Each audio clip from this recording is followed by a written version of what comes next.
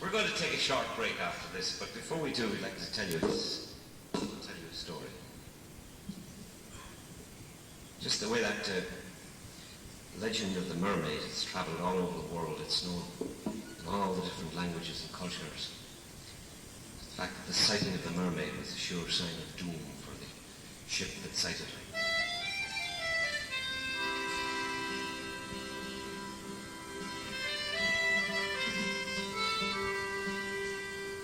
There's a legend that tells of a race of people called the Seal people. Very often in Scotland they're called the Sookies. There's many a fine song about them. Back in Ireland,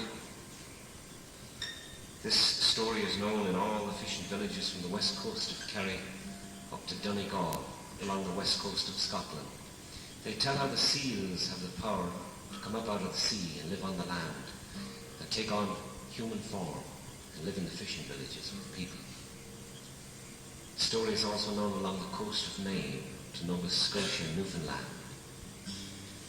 Part of the legend tells that one of the seal people, they dare never go back to the sea or touch the seawater again, even though they have to live their whole lives close to the sea. If they do, they immediately return to this form of the seal. They can never hope to regain their human form again. Our story concerns a man named Peter Kagan, who was married to one of the seal people. His wife always knew what was happening to Peter, no matter how far off out at sea he may be. He used to fish on the ledges off the coast of Maine, 20 miles off the sunken ledges. He fished a small boat called a dory there. One time he was in great danger of drowning, and his wife knew that she had a terrible decision to face, whether to stay on the land in order to keep her human form and let her husband die at sea, or go back to the sea and try to save him. The story is called Peter Kagan and the Wind.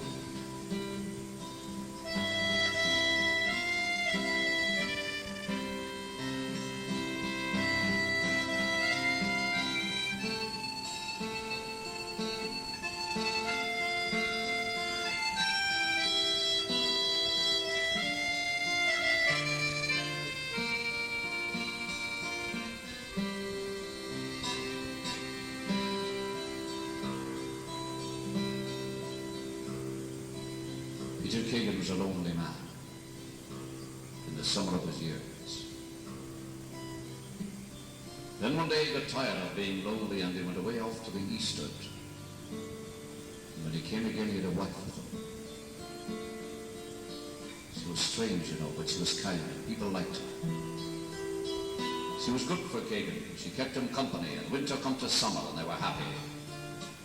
Kagan had a dory then, with a lugsum on her mast. He'd go offshore for 3-4 days, setting for the fish. Oh, his wife was sad then. She didn't like to see him go. She'd go down to the sea sometimes. She'd call to him.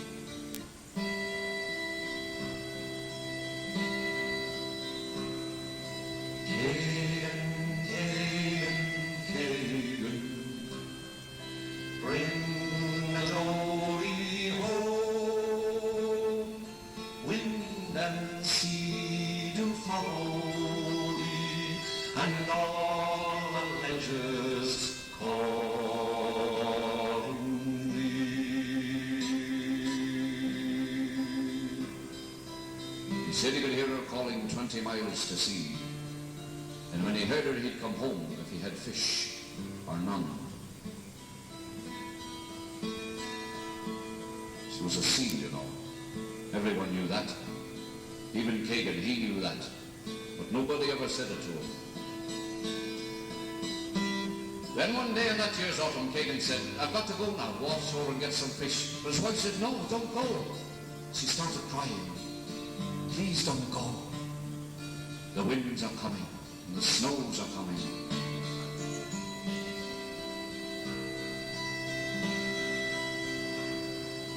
Kagan, Kagan, Kagan, don't go out to sea. Stormy winds and snows do come, and over I do fear for thee.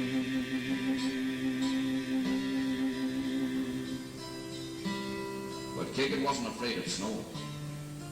It was early in the year, so Kagan put in his oars and he went to sea.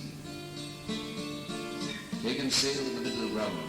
The wind was west all day and going down, and the fish were coming to him. Kagan read the writing on the water and in the sky.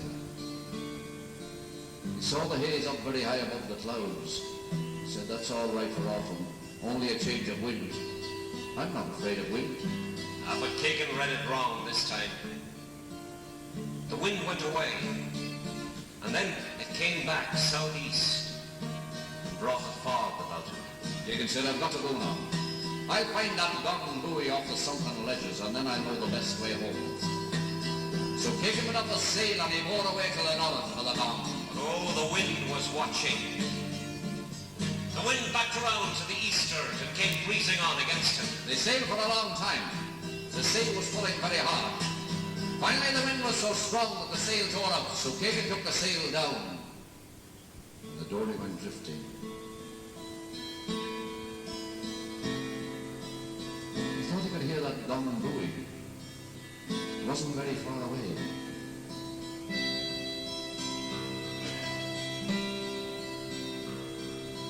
Kagan, Kagan, Kagan, bring the dory home. Wind and sea do follow thee, and all the ledges on thee.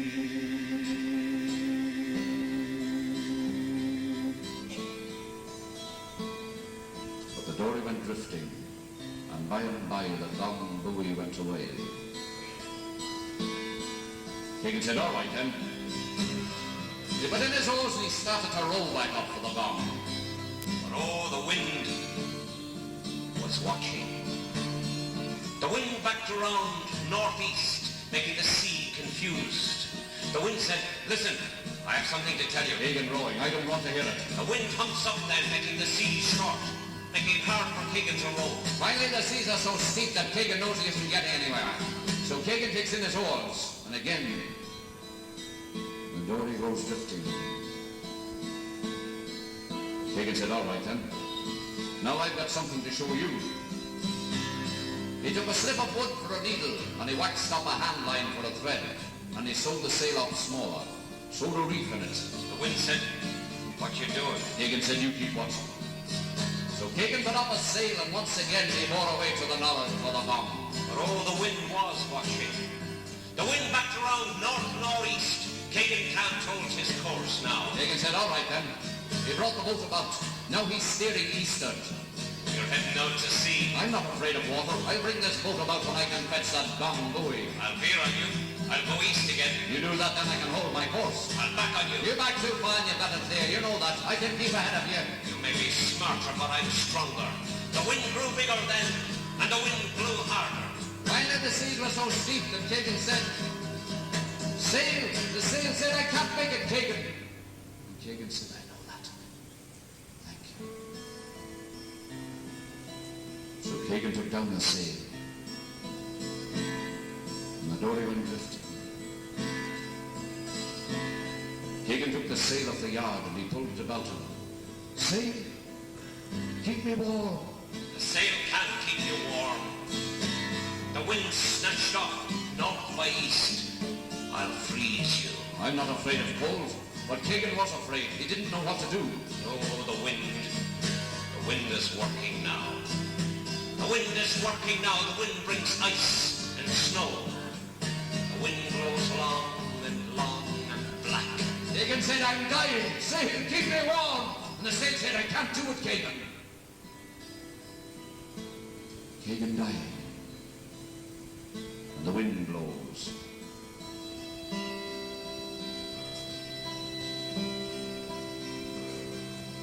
Kagan, Kagan, Kagan, turn ye now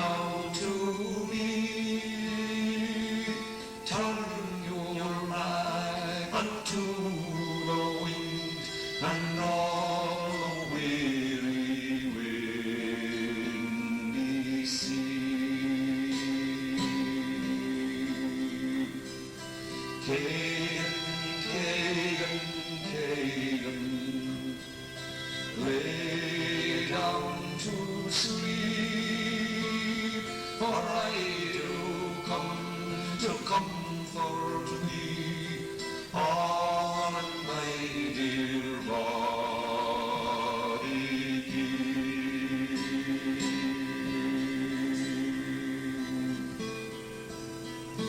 So Kagan lay down on the bottom of the boat, and he tried not to be afraid of the dying. He dreamed of her then, his wife. He dreamed she was coming to him. And he heard a long hauling down the wind, and he raised himself up, and he saw her. Down the smoking, storming sea she came.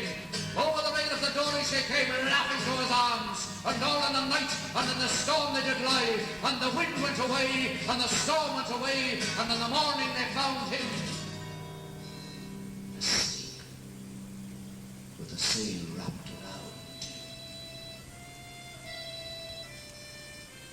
And there was a seal lying there with him, curled over him like a blanket. And the snow was upon the seal's back.